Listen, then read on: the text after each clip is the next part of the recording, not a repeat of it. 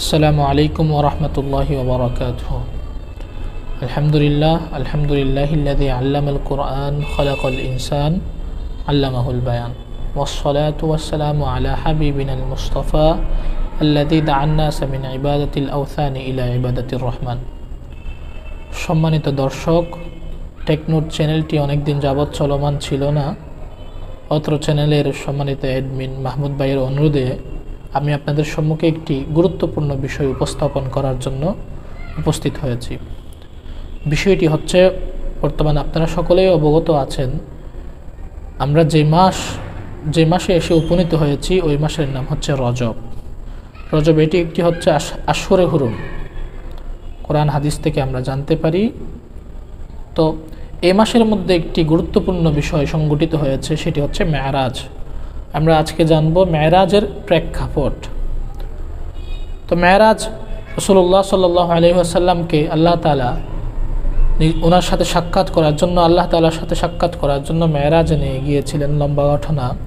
তার প্রেক্ষাপট হচ্ছে, আল্লাহ রসুল সাল্লাল্লাহু আলাইহি ওয়াসাল্লামকে একদিন আম্মাজান আয়েশা রাদিয়াল্লাহু তাআলা আনহা প্রশ্ন করতেছেন, ইয়া রাসূলুল্লাহ, উহুদের দিন যে কষ্ট পেয়েছিলেন, আপনার দন্দান মুবারক শহীদ হয়েছিল, তার চাইতে কি কোনো দিন আপনি কষ্ট পেয়েছিলেন?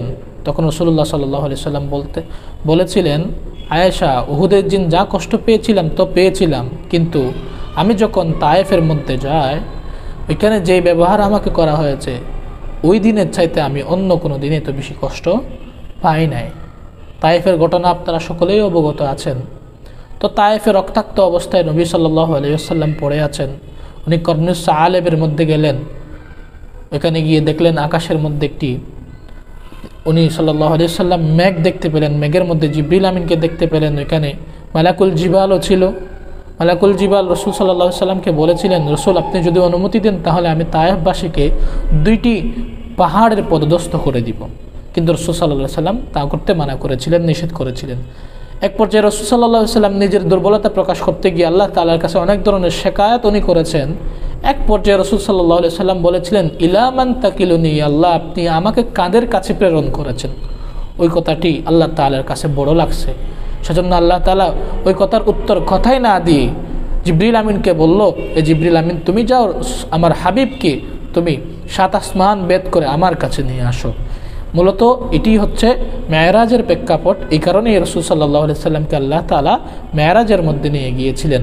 মেরাজ একটি হচ্ছে ইসরা, মসজিদে হারাম থেকে মসজিদে আকসা পর্যন্ত, এটাকে বলা হয় ইসরা। মসজিদে আকসা থেকে আরশ পর্যন্ত যে সফর ছিল, ওই সফরকে মেরাজ বলে আমরা কোরআন হাদিস থেকে জানতে পারি।